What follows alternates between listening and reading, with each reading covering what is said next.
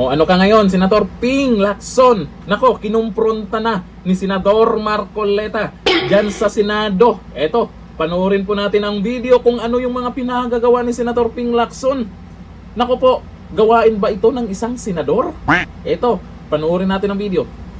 Mr. President, I rise today on a matter of personal and collective privilege to clarify and stand for the truth amidst the barrage of twisted narratives thrown upon me these days. My position has always been clear. We will protect what is rightfully ours and firmly uphold our rights under international law. Any statement alleging that I said, suggested, or implied that we should give up the Calayan Island Group is completely false. I have never wavered on this principle, Mr. President, and I will not allow misinformation to distort what we all profess to die for.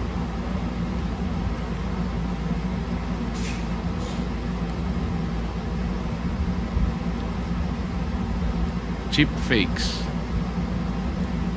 These are deceptively altered contents created through basic editing techniques. May appear simple, yet their consequences are profound. With nothing more than selective splicing, omission, or rearrangement, narratives can be distorted, reputations can be damaged, and truth itself can be compromised.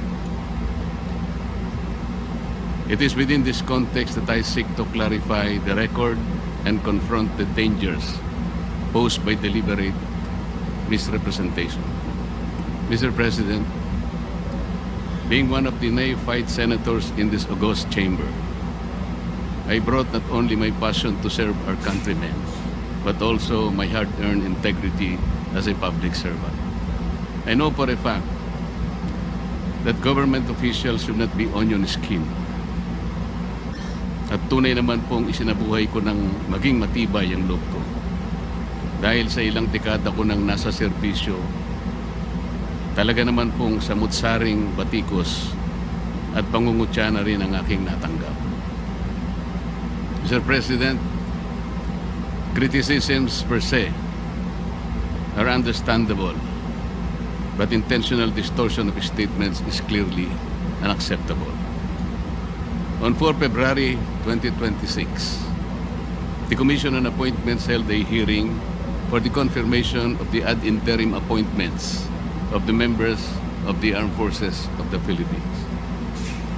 During the said confirmation hearing, I underscored that the Philippine Exclusive Economic Zone, EEZ, and the West Philippine Sea, WPS, are legally distinct from each other, emphasizing that the 2016 arbitral award clarified only the country's EEZ and continental self-entitlements and did not rule on the issue of WPS. I further explained that certain Philippine-occupied features in the KIG lie beyond the EEZ. And because their enclave territorial seas are included in the West Philippine Sea as defined by RA 12064, their inclusion in the plotting of the WPS map could be an insurmountable task.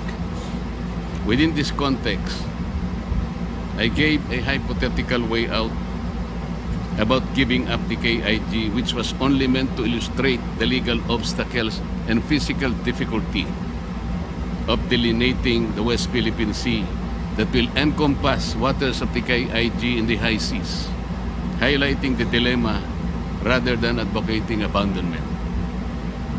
Then, on 5 February 2026, one of our colleagues in this chamber caused the publication through his official social media account of a spliced and manipulated compilation of statements I have made during the aforesaid Commission on Appointments hearing.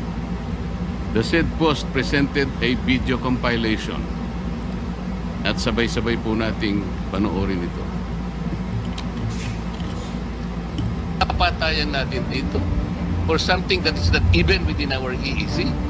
Ang gawin natin po para madali, i-give up natin yung KIG. ang nag-govern pa rin yung international law. So atin yung Kalayaan Island Group. We call now on Captain Jess B. Pilar, Philippine Navy, the most senior among the officers now under consideration. Meron po tayong mga isla na occupied natin ngayon. Ito yung Kalayaan Island Group. Ngunit, they are way beyond our EEZ. Wala doon sa limit ng ating exclusive economic zone. Being a member of the armed forces, our seas, our rights, and our future, and we just stick to what is legally ours, what is stated in our law, sir. I'd like to congratulate you for responding very well to the questions of the Honorable Marcoleta. At first glance, Mr. President, the video may appear to convey precisely the narrative it was designed to suggest. However, that impression is fundamentally misleading. Recognizing the implications of such a portrayal, I formally wrote to said colleague and sought clarification as to the purpose and intent of publishing a spliced video which seemed to have deliberately tweaked the import of my statements and portrayed in a manner as though I was advocating the surrender of a portion of our territory. But, Mr. President, a one-page letter. Yan naman po yung 3 pahina na sagot sa akin, Mr. President. In his reply letter, he characterized my concerns in this manner, and I quote, "Allegations that the video excerpt was deliberately crafted to mislead or that it was altered to deceive are serious in nature and demand substantiation. None has been provided. I strongly disagree, Mr. President. The substantiation lies in the record itself.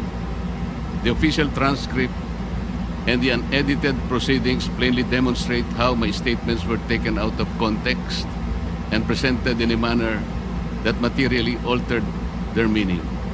Ilalantad ko po ito maya-maya ng konti, Mr. President." He further stated, and I quote, "For your information, I do not exercise editorial control nor oversee the day-to-day uploading of content on the said page, which is maintained by my office as part of our regular public information efforts with materials drawn from official and publicly verifiable proceedings.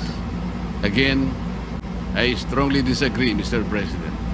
Even if he does not exercise direct editorial control, responsibility still lies with his office for ensuring that the materials they publish accurately reflect the context and intent of the proceedings. Hindi po pwedeng sabihin hindi ako ang direktang gumawa. This is a clear attempt to shift one's responsibility. So stated by our colleague in his letter. Sa batas at prinsipyo ng pamamahala, may tinatawag na command responsibility. Hindi maaaring maghugas ng kamay ang operator ng taxi or jeepney kapag nakasagasa ng kanyang driver sa ilalim ng batas at ng prinsipyo ng vicarious liability. Ang operator pa rin ang nananagot dahil siya ang nagmamay-ari ng prangkisa at namamahala ng mga sasakyan. Ganon din ang may-ari ng karinderya. Kapag may na-food poison dahil sa pagkaing inihain, hindi niya maaaring ituro ang kusinera at sabihin siya ang nagluto. Sa mata ng batas, ang may-ari ng karinderya ang may pananagutan sa kalidad at kaligtasan ng pagkain. Sa paghahalin tulad po, Mr. President, sa kaso ng driver at kusinera, kahit ang lahat ay nangyari nang hindi sinasadya, nananagot pa rin ang may-ari. Sa kaso ng splice video, na maliwanag namang sinadya, lalong dapat managot ang may-ari, lalo pa kung siya ay talaga namang sangkot sa paggawa nito. Lastly, said colleague maintained that the video merely reflects what was posted in the Commission's official broadcast, and I quote, "Be that as it may, An objective viewing of the subject video would show that it is merely an excerpt from the official live broadcast of the Commission on Appointments hearing. Again, I strongly disagree, Mr. President. The truth is, it is a corrupted excerpt taken from the official live broadcast of the Commission on Appointments, presented in a way that selectively edited or rearranged my words for the purpose of distorting the meaning and misleading the people. Mr. President, his explanations do not address the central issue. The concern is not the source of the footage, but the manner in which it was spliced and deceptively presented. Appearances, as we know, can be engineered. The compilation was not an honest representation of the proceedings. What was shown was not the substance of the discussion, but manufactured impression. One that rearranged fragments of my remarks to create a meaning I neither intended nor expressed. Mr. President, kung ang simpleng pahayag nga ay nabibigyan ng iba't ibang interpretasyon, depende kung sino ang nakakarinig. Paano pa kaya ang pinagsama-sama at pinagtagpi-tagping piraso ng salaysay? Hindi ba't mas maraming malilihis sa tunay na konteksto at mensahe na nais maiparating? These statements were maliciously lifted, compiled, and used without consideration of its context. The complete transcript of the hearing would clearly show that there was no intent to surrender our rightful territory. As I previously said, it was only to illustrate the Herculean task of delimiting the West Philippine Sea in relation to the enclave territorial seas of each of the occupied and claimed features in the Kalayaan Island Group, most of which lie in the high seas. Mr. President, in the interest of transparency and fairness, I will be presenting the original video excerpts from which the circulated clips were taken, alongside the edited compilation that was posted on our colleague's official page, and the pages of the transcript where it was lifted from. By laying them side by side, we and the public will clearly see how particular statements were extracted from different portions of the hearing and rearranged in sequence to construct a narrative that did not exist in the actual exchange. The comparison will demonstrate in concrete terms how selective cutting and reordering of remarks can transform a hypothetical illustration into what falsely appears to be a categorical position. In doing so, I seek clarity so that the record may speak for itself, complete and unaltered. Papatayan natin dito for something that is not even within our EEZ. Ang gawin natin po para madali, i-give up natin yung KIG. Ano ba talaga ipagpapatayan natin dito? We will offer our lives, including the lives of our children, and to die for it, for something that is not even within our EEZ. Ang gawin natin po para madali, i-give up natin yung KIG. Then, mako-coordinate na natin lahat. But until and unless nandun yung KIG, wala nga po nasa labas po ng ating exclusive economic zone. Paano po malalagay sa entire West Philippine Sea? Mr. Chair, kaya po yun ang dahilan. Hindi po tayo makagawa ng mapa para sana ma-submit na natin. And in our lifetime, we will able to see doon sa entire stretch ng South China Sea, lalabas doon ng West Philippine Sea. Ang video na nasa kaliwa, Mr. President, ay nagmula sa Facebook page ng ating colleague. Yung nasa kanan po ay ang original na video. Mapapansin po ninyo, ang pinagkunan po niya, pinagsama-samang salita upang mabuo ang isang pangungusap.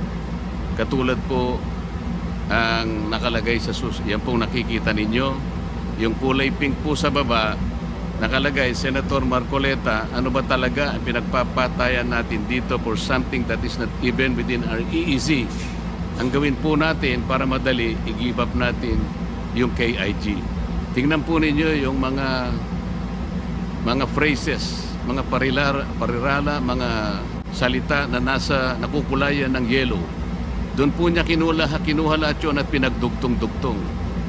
Yung una pong nasa yellow ay page 22, line 9. Yung CCA live timestamp po ay 10649 to 10652.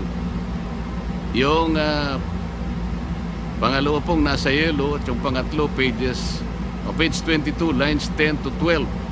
CA live timestamp 10658 10704. Diyan po ninyo makikita na pinagdugtong-dugtong lang po ang aking sinabi para sa ganon makapagporma ng isang pangungusap na mag-iiba ang kanyang kahulugan. Ang pahayag kong ito, Mr. President, ay matatagpuan sa page 22, line 9 at lines 10 to 12 ng CA transcript of stenographic notes noong ika-4 na Pebrero, kung saan tinanong ko sila kung alam na ba natin ang ating coordinates sapagkat ang ating mga kasamaan sa armed forces ay nakikipagpatayan upang proteksyonan o protektahan ang ating teritoryo kahit na wala pa tayong kasiguraduhan sa hangganan nito.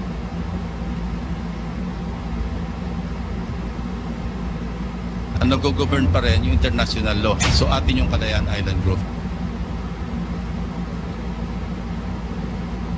Nag-govern pa rin yung international law, di ba? This was made formal by the arbitral ruling. So atin yung Kalayaan Island Group. Yung nasa kaliwa po, ito po yung cheap fake. Yung nasa kanan, yan po yung original, Mr. President. Dito sa video clip na yan, ay makikita natin na ang ating kasamahan na sinasabi na international law pa rin daw ang nag-govern at sa atin pa rin ang Kalayaan Island Group na tila ba ay sagot niya sa aking naunang pahayag. Hindi po ito ang nangyari. Ayan po ang tunay na pagkakasabi, Mr. President. Yung pong nasa yellow uli, nasa page 28, line 67, CA live timestamp 11937 to 11939. Hanggang sa huling dilaw, Mr. President, page 28, line 8, CA live timestamp 1945, 1947. Binuo sa isang salita na nandun po sa pink para lang makakuha ang nag-govern pa rin ang international law, so atin ang Kalayaan Island Group. Ang pahayag niyang ito ay matatagpuan sa page 28, line 6-8, 6 to 8 ng TSN, kung saan tinanong niya si Captain Pilar kung alam ba niya ang Presidential Decree 1596. Slide po. Meron po tayong mga isla na occupied natin ngayon. Ito yung Kalayaan Island Group. Ngunit, they are way beyond our EEZ. Wala doon sa limit ng ating exclusive economic zone. Being a member of the armed forces, our seas are rights in our future, and we just stick to what is legally ours, what is stated in our law, sir. The department believes that escalation, even in public messaging, should be undertaken only when it advances clear strategic objectives and the national interest. Ano pong strategic objective o national interest ang na-achieve natin sa ginawa ni Commodore Tariela na magpakita ng ganong mga statements at mga caricatures sa uncompromising at nakakahiyang paglalarawan sa kanilang head of state? What did we gain strategically in terms of national interest? Meron po ba? Your Honor, I cannot answer on that. Hindi, sa panukat mo lang. Sir, being a member of the armed forces, we are voicing out the term our seas are rights in our future, and we just stick to what is being dictated in our what is legally ours and what is stated in our law, sir. What is legally ours must be defended. Must be protected, and we should fight it out to the last drop of our blood. Sir President, sa mga video clips naman Meron na yan, po tayong mga isla na occupied natin ngayon. Ito yung Kalayaan Island Group. Alam na po ninyo yun. Meron tayong 4 na features in the Kalayaan Island Group. Ito po yung Pagasa, yung Parola, yung Kota, at yung Lankiam. Captain, alam po ninyo yan. Incidentally, Mr. Chairman, itong 4 na features na occupied ng ating bansa, they are way, way beyond our EEZ. Wala po sila sakop ng EEZ. Alam po ba ninyo yun, Captain? sa mga video clips na yan po, Mr. President, yan na po talaga nagkagulo-gulo. Ang mga pahayag kong ito ay matatagpuan sa page 19 at page 20 ng TSN, kung saan aking tinalakay ang Kalayaan Island Group at ang saklaw ng arbitral ruling. Ayan po yung mga salita na nasa nakukulayan ng kulay dilaw na kanilang pinagdugtong-dugtong para magawa po yung isang pangungusap na nandyan po sa pink color.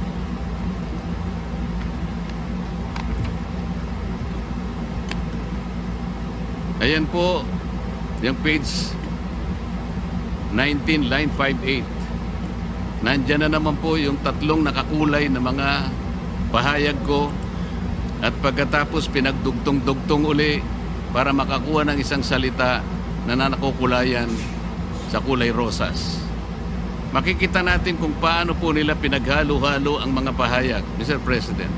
Some words taken from page 22 of the TSN, the others were from page 28 at another from page 19. Hindi lamang po yan, iba-iba rin ang pagkakasunod-sunod ng pahayag kong ito sa page 19 ng TSN. Merong nasa line 25, biglang pumunta sa line 21, tumalon sa lines 7 to 8 at nasa page 20 at muling bumalik sa lines 5 to 8 ng page 19. Incidentally, Mr. Chairman, itong 4 na features na occupied ng ating bansa, they are way, way beyond our EEZ. Wala po sila sakop ng EEZ. Meron po tayong mga isla na occupied natin ngayon. Ito yung Kalayaan Island Group. Ngunit, they are way, way beyond our EEZ. Wala doon sa limit ng ating exclusive economic zone. Being a member of the armed forces, our seas, our rights, and our future, and we just stick to what is legally ours, what is stated in our law, sir. Napansin po ba ninyo, Mr. President? Doon sa original, yun po yung bandang kaliwa at saka yung kanan, bandang kanan, nagsingit sila ng isang salita ng ngunit para pagdugtungin po ang isang statement. With the insertion of the word ngunit, what was supposed to be a mere informative statement on the arbitral award suddenly evoked a negative connotation because it was connected to the KIT, somehow portraying as if I was asserting that we cannot exercise sovereignty over the features outside the EEZ. It created an unwarranted sense of contradiction or mischaracterization, distorting the legal point I intended to emphasize.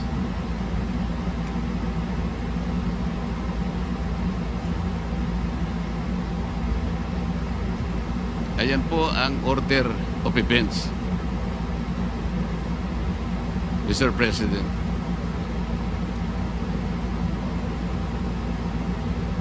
Do sa version po na cheap fake, ayan po yung 106.49 to 107.37. At ang timestamp po sa CA's live feed, 11937, 11947, 1017 to 10145, tsaka po yung 57, 51, and 5916. Mr. President, malinaw sa slide na ito kung paanong pinag-iba-iba ang pagkakasunod-sunod ng mga video clips. Nagmula ang mga pahayag sa iba't ibang timestamps kung saan iba't iba rin ang pinupunto ng bawat isa. Bakit pa kailangan paghalu-haluin ang aking mga sinabi at sadyaing magsingit pa ng isang salita sa aking pahayag?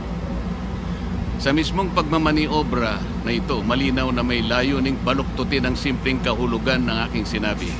Ang salitang ngunit na kanilang isiningit para dugtungan ang isang pangungusap ay malinaw na matatagpuan sa page 19 ng TSN. Ipinalalabas nilang ito'y tuloy-tuloy kong sinabi, gayong sa opisyal na record ay malinaw na magkakahiwalay ang aking mga pahayag. Ang ganitong pag-edit at hindi simpleng pagkakamali lamang, bagkus isa pong buktot na planadong pagkilos at tuwirang pagpapalit ng konteksto na nagpabago sa kahulugan ng aking mga ipinahayag. If we take into account the entirety of my discussion, Mr. President, the statements clearly express a theoretical choice, if only to illustrate the legal conundrum in connecting the maritime areas of the KIG features and not an advocacy of surrender, abandonment, or renunciation of any part of Philippine territory. But this was not the account in the edited material used as a contraption. Although the statements were indeed made during the hearing, the video he posted on his Facebook account was a spliced and reordered version that deliberately rearranged my remarks to cast me in a negative light. By selectively cutting, fragmenting, and reassembling portions of my statements out of their proper sequence and context, he fabricated a narrative that is intentionally deceptive.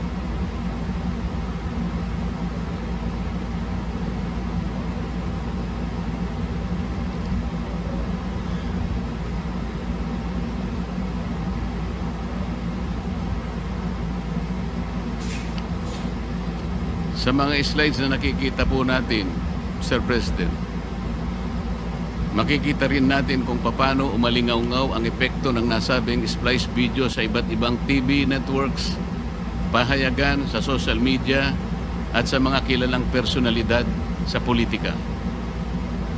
Mula sa isang inedit at pinagputol-putol na presentasyon na buo ang isang naratibong mabilis kumalat, agad pinaniwalaan ng ilan at walang habas na ibinahagi nang hindi sinuri ang kabuuang konteksto ng aking mga pahayag.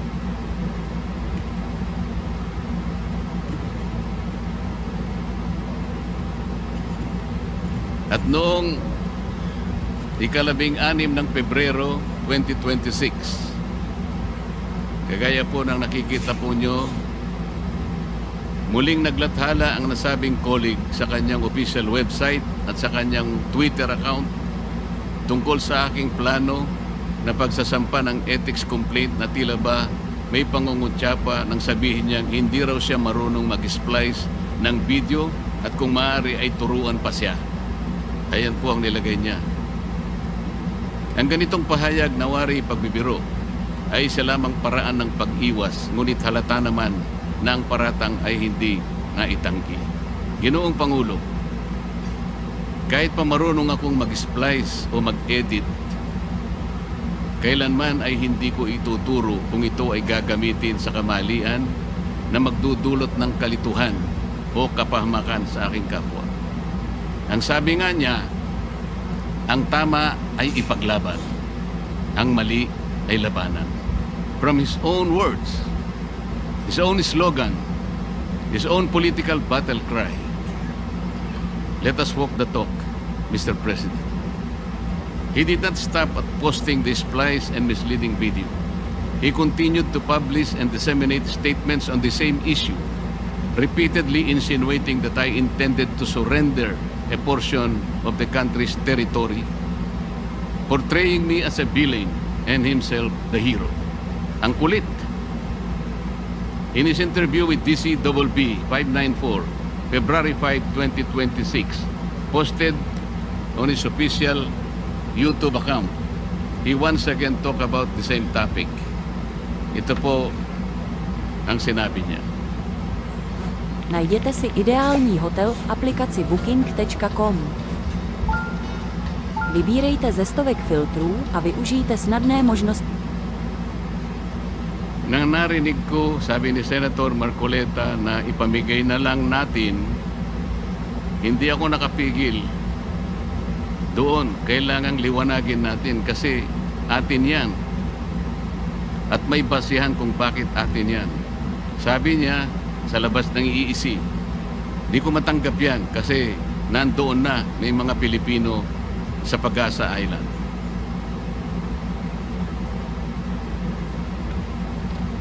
Noong February 7, 2026, sa nakikita nating social media post, ayan po, Mr. President. The same colleague once again utilized his official Facebook page, website, and other social media accounts and published an article discussing the Kalayaan Island Group, asserting that relinquishing it would be tantamount to surrendering the entire nation. Through this subsequent posting, he reinforced the same insinuation and misleading narrative previously advanced. A narrative anchored on a distorted interpretation of my statements rather than on the true record of the proceedings. This development, Mr. President, naturally raises serious questions. What objective is being served by repeatedly advancing this narrative? Bakit tila ako ang palagi niyang tinatarget? Ano ang tunay na layunin ng patuloy at piling pagtutok laban sa aking mga pahayag at paninindigan?